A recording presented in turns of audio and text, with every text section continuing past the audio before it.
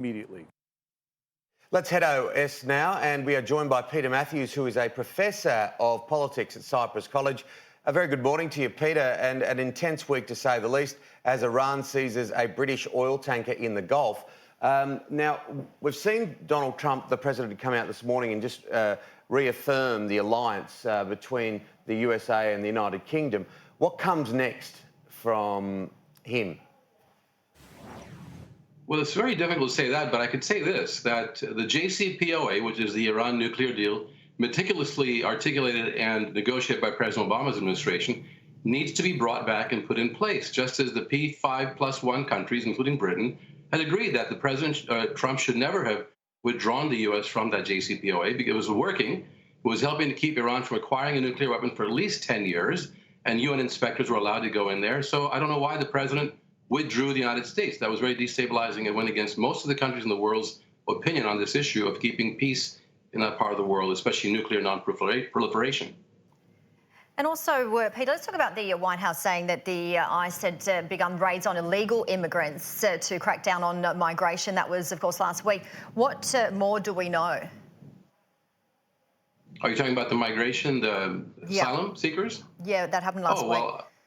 Well, first of all, political asylum is very dear to the hearts of people who believe in democracy because it allows those who are persecuted in their own countries for political or religious or conscience reasons to be able to seek asylum in another country, like the United States. And we pride ourselves in being a nation, not just of immigrants, but a nation that would secure the rights to life, liberty, and pursuit of happiness and the Bill of Rights. So asylum, granting it in the United States, is an international law, agreement we had signed to adhere to for a long time until Mr. Trump comes now and then jeopardizes it. It's very wrong. It's going to hurt the American foreign policy.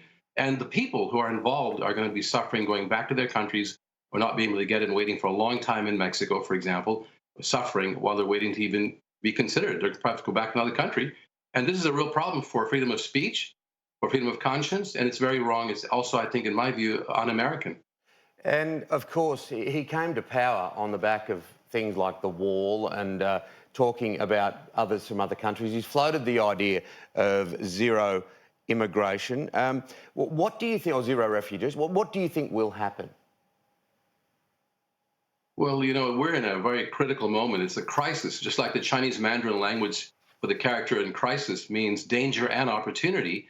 We have both right now. I mean, but it looks more like a danger because President Trump seems adamant in going forward in his direction, and that is to block off all immigration, illegal immigration, or even legal. He wants to cut back on legal immigration. Now, this goes to the core of what America is about. This is a nation of immigrants, as President Kennedy was proud of citing. And we immigrants, including myself, by the way, I was born in India. My parents brought me here when I was 10 years old. We all had the American dream. We've contributed to this country.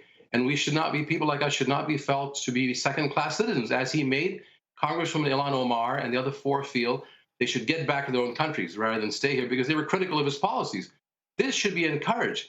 It's when we suggest improvements in American policy, we love America, and President Trump's reversing the whole ideal of what America is about: land of opportunity, freedom of speech and conscience, and improving our country and making it a more perfect union, as the Constitution says, the Declaration said. Yeah. More perfect, perfecting our union. Yeah, and beautifully said. Australia is exactly the same. And if you look at his history or his wife's history, you don't have to go far back to see that they are products of immigration themselves. But always good to talk to you, Peter, and thanks for this morning.